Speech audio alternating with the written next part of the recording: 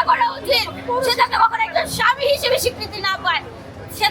সে তো বলছে যে আমার ইকরার কাছে আমি যেতে চাই, আমি ওকে দেখি, আবার কালকে বলতেছে যে ইকরা আপু মরে গেছে, মরে যাওয়া নাকি ওকে সরি বলে। কত বড় কুলাঙ্গারের বাচ্চা, কত বড় জানোয়ারের বাচ্চা ও হতে পারে যে ও একটা এতটা ভালোবাসতো, এতটা মানে অন্ধ বিশ্বাস করতো, তারপরও ইকরা আপুকে ফোর্স করছে যে এই আত্মহত্যা করার জন্য। এটা আপনারা, আমি আজকে বলছি, এটা ইকরা আপুর মা বাবারাও বলেছে, মাও বলেছে যে এটা আত্মহত্যা বলবেন না কেউ।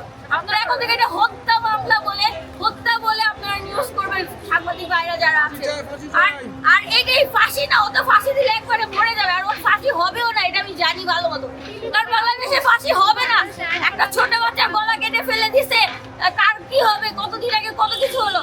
একজনকে দেখছেন এখন পর্যন্ত ফাঁসির রায় কার্যকর করতে পারে, একজনকে দেখছেন ফাঁসিতে ঝুলতে না, ওর ফাঁসি হবে না। ওকে আমাদের আন্ডারে দিয়ে দেন, ওকে শুধু বাপ হিসেবেই রাখবো, ও যাতে কারো হাজবেন্ড হতে না পারে। সাথে দেখা হয়েছে, তাই আমার একদম মায়া।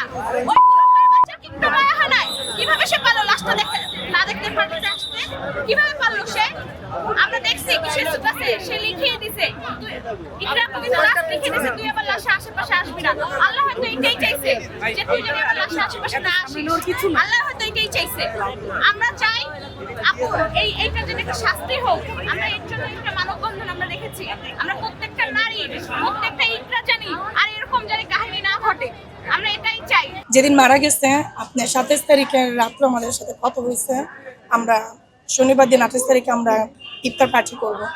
তো এর ভিতর আমাদের দুপুর 12টার দিকে আমাদের লোকেশন দিচ্ছে যে আমরা কিভাবে আসবো না আসবো। আপু রেডি হয়েছে আমাদের একসাথে আমরা থাকবো, কিন্তু আপু খুব স্ট্রং, কিন্তু এটা কোনোদিন ভাবার বাইরে যে আপু যে এইভাবে সুসাইড করবে, ঠিক আছে, সেটা আমরা কখনো কল্পনা করতে পারিনি। আমি মাঝপথে এসে আমি আবার কামব্যাক করতেছি আমার বাসাতে, কিন্তু আপু কিভাবে কি ঘটনা ঘটলো সেটা আমরা কেউ বুঝে উঠতে পারতেছি না। এখন আজও কতটা সত্য সেটা আমি বলতে পারি না, কিন্তু আপু খুবই স্ট্রং ছিল। আপু সবসময় হ্যাপিনেস এতটাই কি ছিল, সে মনের ভিতরে সবসময় কষ্ট রাখতো, কিন্তু তার মনের ভিতরে যে এতটা যে কষ্ট সেটা আমরা কেউ বুঝতে পারিনি। কিন্তু তার কাছে যারা ছিল, যেমন মলি আপু ছিল, তারপরে আরেকটা আপু ছিল, তারা বলতে পারে।